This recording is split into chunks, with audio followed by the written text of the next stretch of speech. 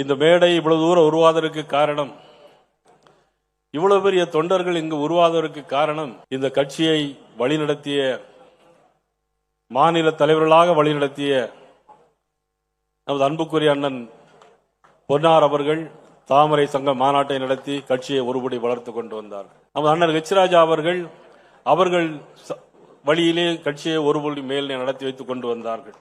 முன்னாள் மேதகு ஆளுநர் அவர்கள் தாமரை மலர்ந்தே தீரும் அப்படின்னு சொன்னா அது பேரே சொல்ல வேண்டாம். தாமரை மலர்ந்தே தீரும் சொன்ன தமிழிசை சவுந்தரராஜன் அவர்கள் இந்த கட்சியை ஒருபடி மேலே வளர்த்துக் கொண்டு வந்தார்கள். இப்பொழுது மேதகு ஆளுநராக இருக்கக்கூடிய மகாராஷ்டிரா மாநிலத்தினுடைய மேதகு ஆளுநர் அண்ணன் சிபிஆர் அவர்கள் ரத யாத்திரை நடத்தி கட்சியை ஒருபடி மேலே வளர்த்துக் கொண்டு வந்தார்.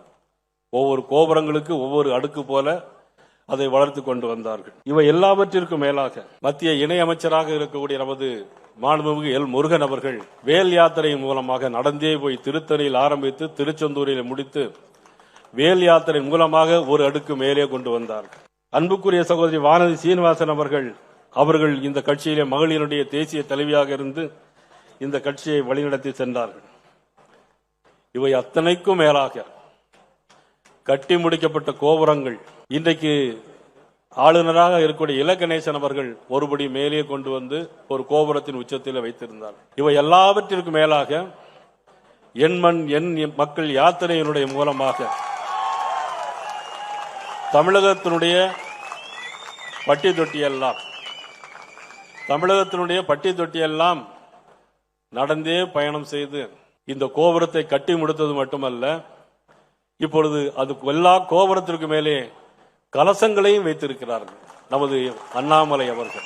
இப்பொழுது நமக்கு கொடுக்கப்பட்டிருக்க வேலை அந்த கோபுரத்துக்கு கலசன் மேல வைத்திருக்கிறார்கள். கும்பாபிஷம் மட்டும்தான் நம்ம செய்யணும். அந்த கும்பாபிஷத்தை நம்ம எப்ப செய்ய போறோம்னா 2026 மே மாசம் நடக்கிற சட்டமன்ற தேர்தலில் அந்த கும்பாபிஷத்தை நாம் நடத்த போறோம்.